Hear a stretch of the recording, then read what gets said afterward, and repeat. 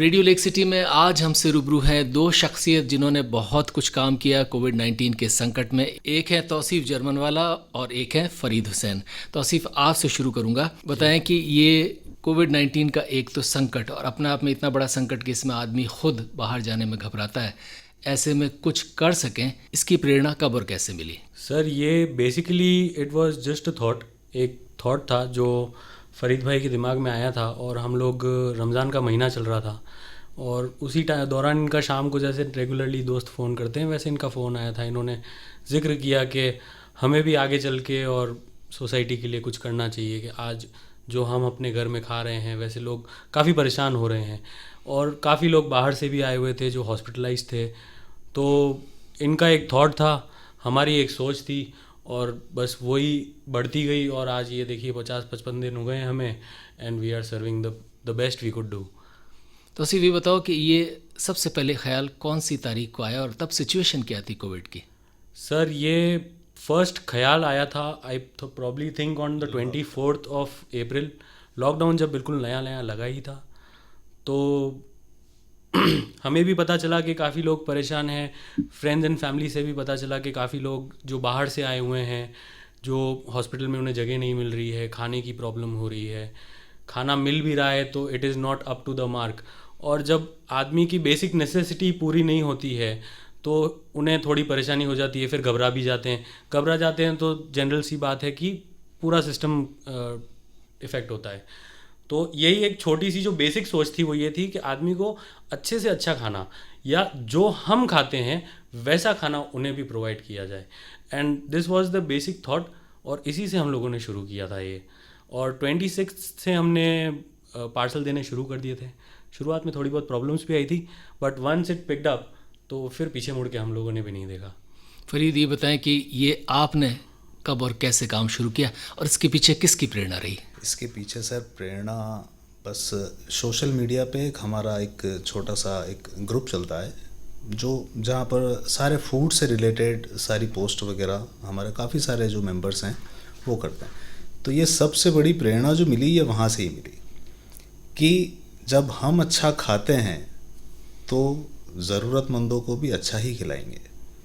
और बस वहाँ से हमने ये काम शुरू किया और जैसा कि मेरे ख्याल से 20 या 22 अप्रैल 24 अप्रैल से शुरू किया था 24 अप्रैल से हमने और ये 26 काम से वी स्टार्टेड अप फ्रंट और ये सारा काम हमने शुरू किया। जैसा कि तौसीफ भाई ने बताया कि स्टार्टिंग में हमको काफ़ी दिक्कत आई, परमिशन और ये सारी चीज़ें, लेकिन फिर पुलिस प्रशासन ने भी हमारा साथ दिया, वहाँ से हमको परमिशंस मिली।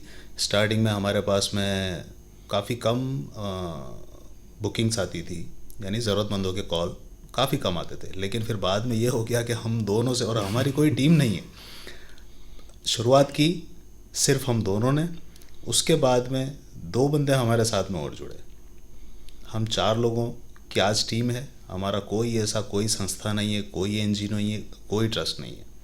बस वहाँ से हमने शुरुआत की और अभी रिसेंटली अभी तो थोड़े से केसेस कम हुए हैं, लेकिन फिर भी हमारे किचन में डेली अभी भी 150 से 200 पार्सल्स अभी भी रेडी हो रहे हैं और ज़रूरतमंदों तक पहुँच रहे हैं। फरीद, काम करने का जज्बा तो एक चीज़ है, लेकिन काम करने के पीछे रिसोर्सेज भी चाहिए। यानी आप किसी को भोजन करा रहे हैं, ये इच्छा होना अलग बात है, लेकिन पहले तो आपको भोजन कराने के लिए सामग्री चाहिए, उसके बाद उसको पकाना पड़ेगा आपको, उसके बाद उसके लिए उसके डिस्ट्रीब्यूशन के लिए सामान चाहिए। और कोविड-19 में चूँकि शॉप्स लॉकडाउन के दौरान बहुत सारी दुकानें बंद थी, कम्युनिकेशन में दिक्कत थी, आने जाने में दिक्कत थी, तो बताएं कि इन सब दिक्कतों का सामना कैसे किया? इन सब दिक्कतों का सामना सबसे पहले मैं आपको बात बताता हूँ। सबसे पहली चीज़ होती है कि फाइनेंशियल आपका जो शुरुआत जो हो रही है वो कहाँ से। तो शुरुआत हम दोनों ने की, मैंने और तौसीफ भाई ने, हम दोनों ने शुरुआत की। कुछ अमाउंट हम दोनों ने अपनी जेब से बिल्कुल निकाला हो। उसके बाद में जब 8-10 दिन तक वो अमाउंट जब बिल्कुल ख़त्म हो गया, फिर शायद है कि एक बार और हमने थोड़ा सा कुछ अमाउंट और निकाला। फिर अब जाहिर सी बात है कि थोड़ी सी हिम्मत हमारी भी जवाब दे गई, क्योंकि अमाउंट हमारे पास में फ़ंड्स थे वो ख़त्म होने लगे। फिर हमारे जो ख़ास जो मिलने वाले और फैमिलीज़ हैं उन लोगों को हमने अप्रोच किया और मुश्किल से, मैं शायद उनके नाम तो नहीं लूँगा लेकिन उंगलियों पर गिना सकता हूँ कि मुश्किल से 15 या 20 जने, 15 या 20 15 या 20 मतलब हम लोगों ने किसी से किसी को भी किसी को हमारे नहीं पास कहा। में बकायदा कॉल्स आते थे कि आपको डोनेशन के लिए अगर आप हैं तो आप हमको बताइए, हम अरेंज यानी लोगों ने सामने होकर आपकी मदद सामने की। होकर हमारी मदद की। और काफ़ी सारे कॉल्स आए तो उनको हमने हाथ जोड़ के बिल्कुल मना किया कि नहीं, हम किसी का डोनेशन नहीं ले रहे हैं, क्योंकि हम कोई संस्था नहीं है, हम कोई एनजीओ नहीं है, हम कोई ट्रस्ट नहीं है। ये हम बिल्कुल हमारे लेवल पे कर रहे हैं। जब तक हमसे हो पाएगा ये चीज़ हम तब तक करेंगे। तो आसिफ, आपसे जानना चाहूँगा कि जब ये भूखे लोगों को या कोविड-19 में जब खाना उपलब्ध नहीं होता या कई लोगों के पास सामग्री ही नहीं होती क्योंकि बाहर नहीं जा पा रहे हैं लॉकडाउन में, उनको ये उपलब्ध हो सके, इसके लिए जब आपने काम शुरू किया उसके बाद कितने लोगों तक, कितने ज़रूरतमंदों तक पहुँचे और किस ज़रूरतमंद तक पहुँचना है ये चयन भी कैसे किया? सर, शुरुआत में हम जब न्यू कमर थे, उस टाइम पे it was very difficult for us to determine कि हमें किस तक पहुंचना है, कौन सच में नीडी है। बट जैसे जैसे हम लोग डिस्ट्रीब्यूशन करते गए, वैसे वैसे हमें अपने आप में ही एक कॉन्फिडेंस भी आता गया और एक हमें काम करने का तरीका भी पता चलता गया। तो फिर हम लोगों ने एक सिस्टम बनाया कि हम उनसे उनका एड्रेस लेंगे, उनका नाम लेंगे और साथ में हम उनसे उनकी कोविड रिपोर्ट लेंगे। क्योंकि आप समझिए, इंडिया में एक छोटी सी प्रॉब्लम है कि किसी अच्छी चीज़ को लोग यूज़ से ज़्यादा अब्यूज़ करते हैं। तो हमें उसे भी रोकना था, प्लस हमें ज़रूरतमंद के पास पहुंचना था। तो बेसिकली हम लोगों ने फिर एक सिस्टम बनाया, सिस्टम से चले और पॉसिबली हम लोगों ने आज टिल डेट अगर हम ऐसे काउंट करेंगे तो there is no counting, exact counting, but 8 से 10 हज़ार पैकेट्स हमने खाने के बांटे हैं। और तवज्जो हमारी उसी पे थी कि हम जो बेसिक नीडी पीपल हैं, जिन्हें सही में ज़रूरत है, कि जिनके पास सारे रिसोर्स होते हुए भी, आज आप एक समझिए कि किसी घर में 5 जने हैं, एक माता है और 2 बेटे हैं और एक फादर हैं।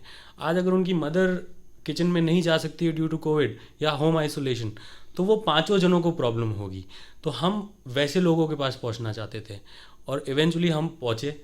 और सबसे बड़ा मोटिवेशन एक पॉइंट पे यही था कि जब उन लोगों से हमें कॉल आता था कि अब हम ठीक हो चुके हैं, now we can cook our own food thanks to you, that was the biggest motivation which we ever had.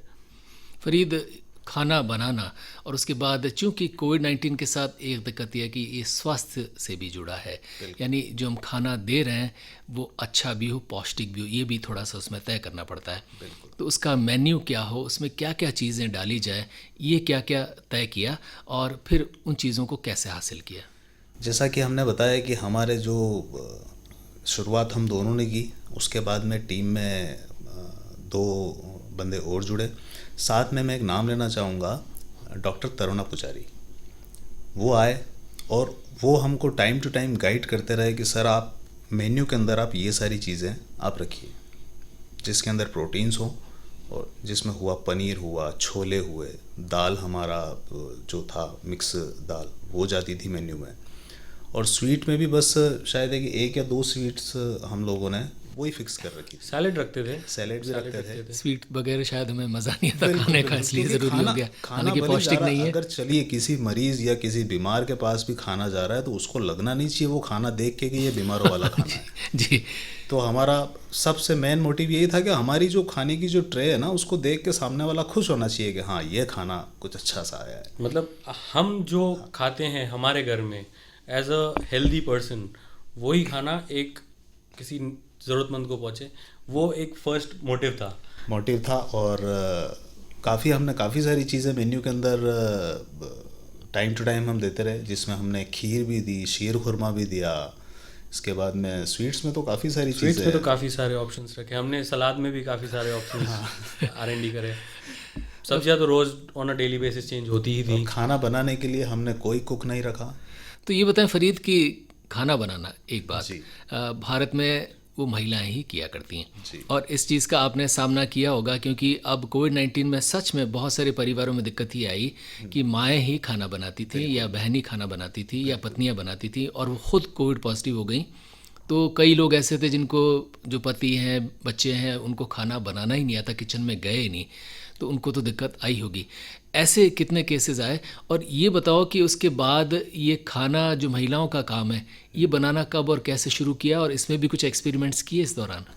Sir basically मेरा जो है खाने से बहुत पुराना रिश्ता है, खाना खाना बनाने खाने से, से, खाने से भी बनाने और से। बनाने से भी, क्योंकि मैं एक बहुत अच्छा फूडी रह चुका हूँ, अभी भी एक फूडी हूँ मैं।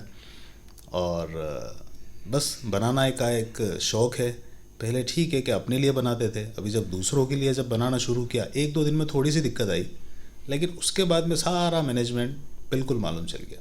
यानी 200, 250, 300 लोगों का खाना, मुझे यकीन नहीं होता था कि मैं इतना खाना मैं बना सकता हूँ। लेकिन अब तो कहते हैं ना, हम कभी मजाक भी करते हैं कि हाँ अब तो एक आधा शादी वादी कैटरिंग काउंटर भी अपन ले सकते हैं। जब हालांकि स्थितियाँ ऐसा कोई सामान्य प्लान नहीं, होगी। ऐसा कोई ऐसा प्लान कोई नहीं है प्लान हमारा। नहीं है, बट ये आप समझिए मतलब कि during the whole tenure of this 45-50 days हम दोनों आपस में ही एक दूसरे को प्रेस करते रहे। जी। आप समझिए कि कहीं अगर मैं थक रहा था तो इन्होंने मुझे प्रेस कर दिया, कहीं अगर ये थक रहे थे तो मैंने इन्हें प्रेस कर दिया। And during the whole tenure of 45-50 days हम लोगों ने इतनी चीज़ें सीखी हैं, इतनी चीज़ों से हम रूबरू हुए हैं। और पर्सनल लाइफ के बारे में कहेंगे तो शायद it was a life changing experience. मतलब आप समझिए कि कुछ कुछ चीज़ें हमें ज़िंदगी भर याद रहने याद वाली हैं। रहेंगी। फरीद, ये बताएं कि कोई भी काम हम करते हैं, ये बात तो तय है कि उसमें दिक्कतें आती हैं, और शायद दिक्कतें आती हैं इसीलिए हम लोग मनुष्य हैं, वो काम करते भी हैं। और ये एक बहुत बड़ी दिक्कत कोविड-19 के रूप में हमारे मनुष्यता के सामने इस वक्त खड़ी है।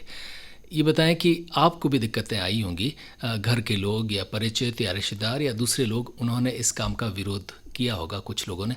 बताएं कि किन किन लोगों का विरोध का सामना करना पड़ा, और उस विरोध से कभी कदम डगमगाए? कभी नहीं डगमगाए कदम, और विरोध का सामना सिर्फ एक दिन करना पड़ा, और वो विरोध किया था मेरे पापा ने। क्योंकि शुरू से पापा के सामने छवि थोड़ी सी अच्छी नहीं थी, तो उनको भी यही था कि ये लोग क्या करेंगे। और लेकिन जब उनको सारी चीज़ें मालूम चली कि हाँ ये मतलब इतना अच्छा काम ये दोनों कर रहे हैं, तो पहले तो उन्होंने मुझे मना किया कि नहीं, लेकिन दूसरे ही दिन जैसे ही उनको ये सारी चीज़ें, जब हमारे स्टेटस और ये सारी चीज़ें देखी, तो फिर आगे रह के उन्होंने कहा कि अब ये काम बंद नहीं होना चाहिए। और उन्हीं की दुआओं से, उन्हीं की कहते हैं ना उसको, मोटिवेशन से अभी तक हम यहाँ तक चल रहे हैं। तो आसिफ, अपने हर्डल्स के बारे में बताओ। सर बेसिकली ऐसे कोई बहुत बड़ा हर्डल तो हमें आया नहीं।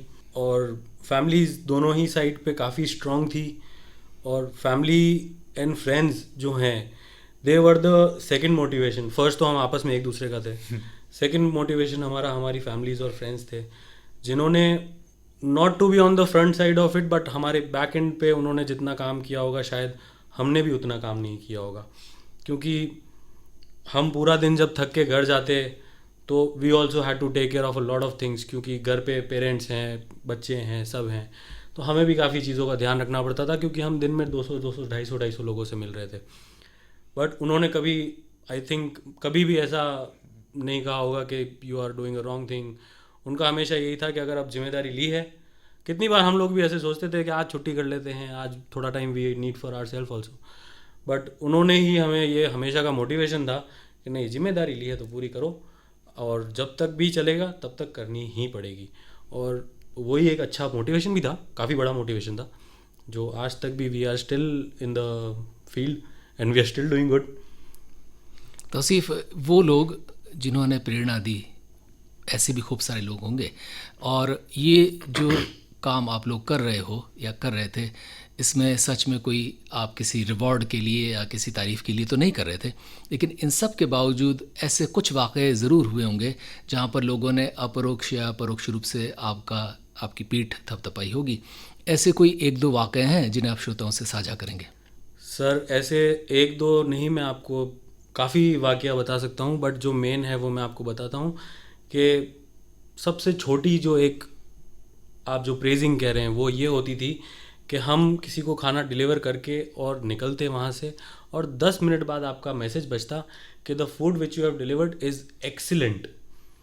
एंड जो एक छोटी सी दुआ देते थे, मतलब हमने शायद इस 45-50 दिनों में प्रॉब्ली अपने मन से, और लोगों ने हमें मन से कम भी 50 माएँ और 50 बहनें कमाई होगी हमने।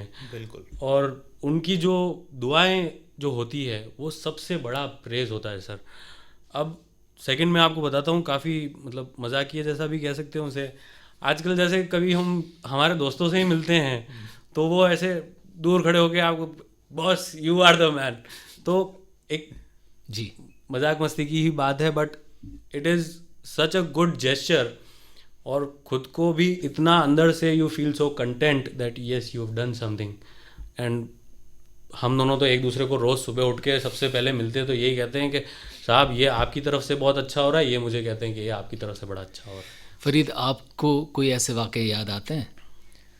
कोई ऐसे वाक़ये तो काफ़ी सारे ऐसे हुए जब हमारे पास में कॉल्स आते और काफ़ी हम लोगों का मतलब एक कहते हैं ना उत्साहवर्धन जिसको कहते हैं शुद्ध हिंदी में, तो बस एक फ़ोन से हमारा वो उत्साहवर्धन हम बिल्कुल एकदम रिचार्ज हो जाते थे। जब भी ऐसा कोई कॉल आता कि हाँ नहीं आप ये बहुत अच्छा काम कर रहे हैं या आपका खाना जो है वो काफ़ी अच्छा है और ऐसा है।